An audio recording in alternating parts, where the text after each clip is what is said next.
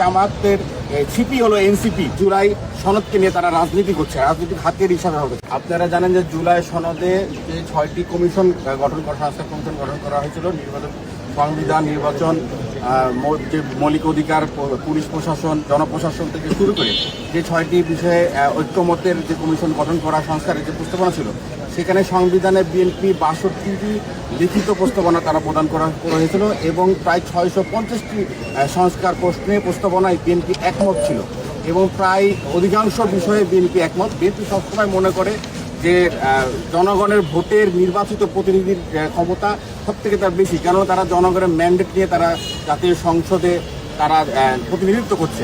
তারা কখনো অনির্বাচিত নির্বাচিত প্রতিনিধিকে শক্তিশালী করতে চায় না। আপনারা জানেন যে জুলাই আগস্টে গণ অভ্যুত্থানের পরে এই জামাত এবং এনসিপি এই জুলাই সনদকে নিয়ে যেভাবে মব তৈরি করেছে, বিভ্রান্তি তৈরি করেছে বাংলাদেশের সাথে, কখনো তারা গণভোট নিয়ে বিভ্রান্তি তৈরি করেছে, কখনো এনসিপি গণপরিষদ নিয়ে বিভ্রান্তি তৈরি করেছে। তারা মুখে এক কথা বলে কিন্তু কার্যকলাপে তারা আরেকটি কার্যকর করে। তারা মুখে এক অন্তরে আরেক নেই, তার মুনাফিকি পরিচয় ইতিমধ্যে আবির্ভাব হয়েছে। আপনারা জানেন যে তারা সারা বাংলাদেশে একটি মীমাংসিত বিষয়কে নিয়ে তার সারা বাংলাদেশের বিভাগীয় শহরে সমাবেশ করছে এবং শিক্ষা প্রতিষ্ঠানে কীভাবে স্থিতিশীল পরিবেশ তৈরি করা যায় সেই জন্য এই জুলাই সনদকে নিয়ে তারা রাজনীতি করছে, রাজনীতির হাতের হিসাবে হবে।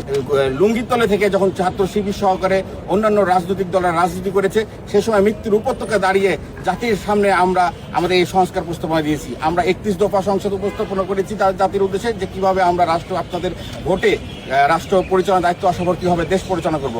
অথচ সে সময় তারা নিজেদেরকে পরিচয় দিতে যখন ভয় করত, তখন বিএনপি রাষ্ট্র কিভাবে আগামীতে বাংলাদেশকে এগিয়ে নিয়ে যায় সেই নিয়ে বিএনপি চিন্তা পরিকল্পনা করেছে এবং জাতির সামনে তা উপস্থাপনা করেছে। জুলাই সনদ স্বাক্ষর যাতে না হয় এজন্য জামাত কৌশলে এনসিপিকে ব্যবহার করে। আমরা সবসময় মনে করি জামাতের ছিপি হলো এনসিপি। আপনারা জানেন জামাত ভাষা আন্দোলন নিয়ে তারা বিভ্রান্ত করেছে, 1971 সালকে নিয়ে বিভ্রান্ত করেছে, 90 স্বৈরাচার নিয়ে বিভ্রান্ত করেছে।